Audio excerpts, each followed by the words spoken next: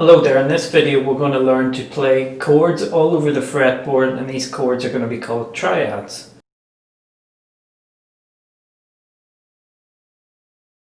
So what I'm going to do is take common chords that you'll know already, just some of your open basic chords, and then show you why those chords have their names and how you can play them in different configurations all over the neck. So let's take a good old E chord.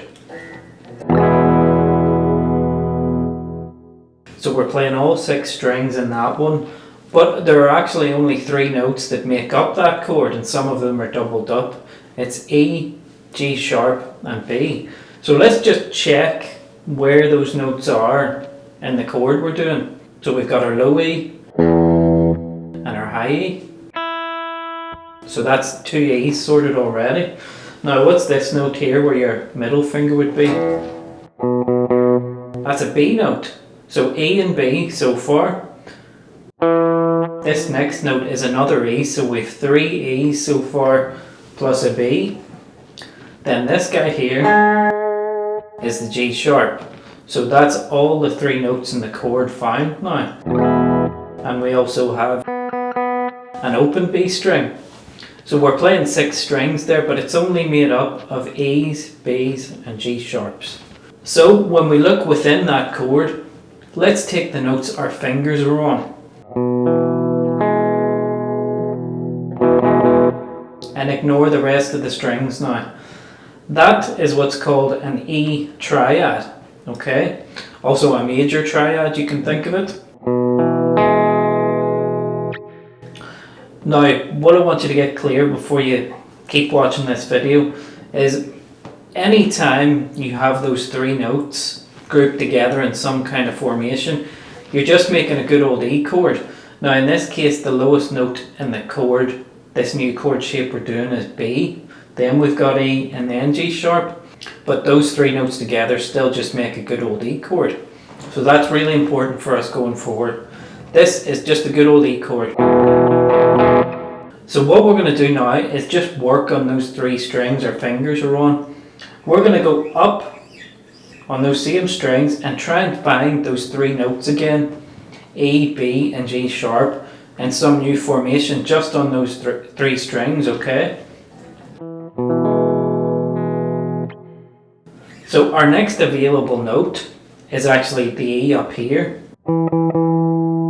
So that's the E sorted. So we had E before here on the 4th string. Let's go up and find the next note we're actually trying to find on that string. And it's the G sharp. So we have E, G sharp so far. So that's 2 of the notes we're looking for. Then let's go to the G string. So the note we had before there was G sharp.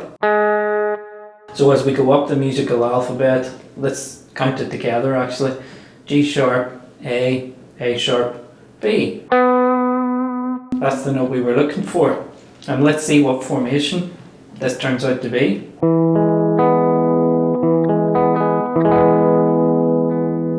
We've just found a new way to play an E chord.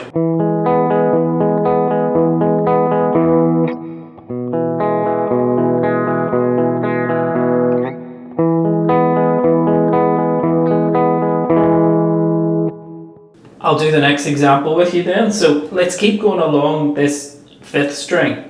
So we found a B and an E on it, so the next one we're going to find now is a G sharp, which is up there at fret 11. So that's one of our notes taken care of.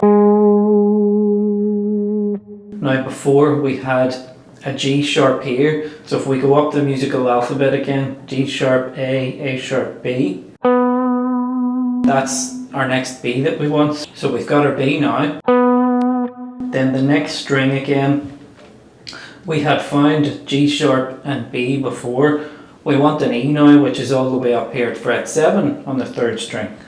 So we have this formation. So that's a new way to play an E chord.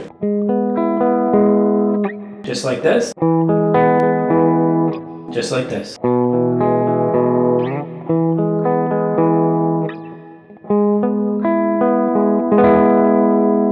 And they were all just versions of have your good old E chord. So you can keep going up if you've got the frets, and you can do this on any set of strings, by the way. That's just the most easy example to get you into this kind of thing, okay?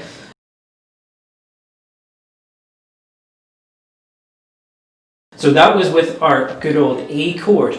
Now what if we do the same for minor chords? Let's take good old E minor. And the notes in this were almost the same as the E chord. There's only a slight difference. We've got E's, B's and G's this time instead of G sharps. So the only thing that changes from all the previous examples is we don't have a G sharp anymore in the chord. It's just G natural. And that makes it an E minor chord this time. So we'll be looking for minor triads now. So let's go through the same thing we did before, just with that slight difference. So our first little triad is this guy here. Nice and spooky. So we've got B, E, and then you're just G this time, not G sharp. So let's find another way to play that up the neck a bit. So we had E before here, so we've got E again. Now we don't want G sharp, we just want G, so we can kind of see that it'll work out very similar before. The formation will just be slightly different. So E, G, and then that was where our B was before.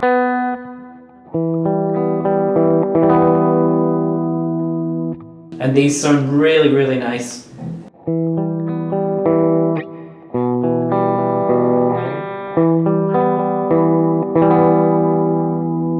So that's a new way to play an E minor. And then let's keep going. Before, when we were doing E major, we had this G sharp note, but we don't want G sharp, we just want plain old G. So there's G there at fret 10 of the A string. We still want a B, still want an E.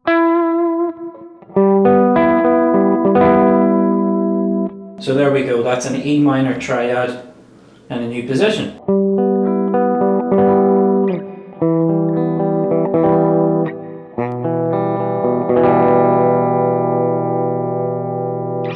So I'll keep going with these examples. The next ones we'll use A major and A minor. Now, I want you to go through the process this time and work them out, so I'm not going to talk through everything. I will just demonstrate the shapes, because the way you learn this stuff is by doing it. And you've got to get like blank tab paper, blank chord chart paper, and write this stuff out yourself, or type it up on the computer as well. That's how you'll get it into your memory and for it to actually sink in.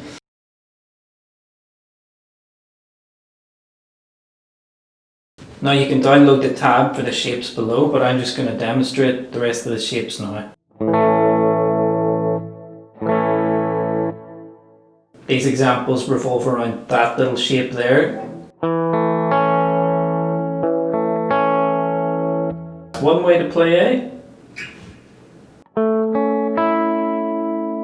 That's another way to play A. Same notes in the chord. Here's another way. And then one more for now.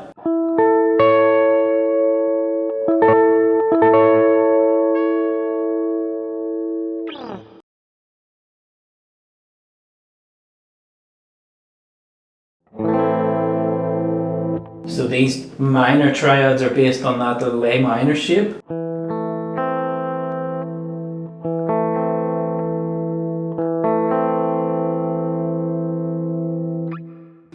Next one.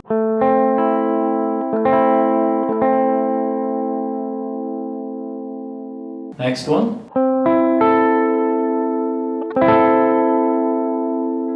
One more. And incidentally, just use whatever fingers work with you for all this kind of stuff. Next examples are 4-string chords based on your familiar D and D minor chords. Again, just omit the open string now and focus on the shapes that you were making. So this is a first way to play a D triad.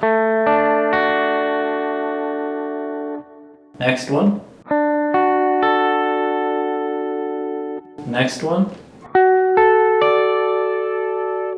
Next one.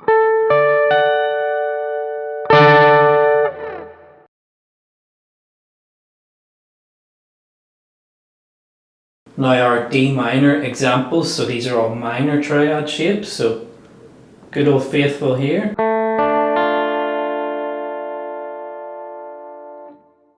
Next one.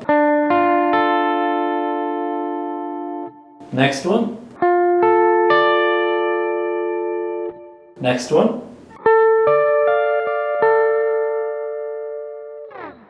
There we go, so this gives you new ways to play familiar chords and to get to know the neck in a practical, useful way, because what you can do with these is arrange things that you can already play, but jazz up the chords a bit instead of using maybe the usual open position chords or the bar chords you might be familiar with.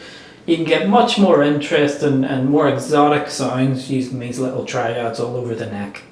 So if you enjoyed all that, please like the video and subscribe for some more videos. That would help me out. Cheers.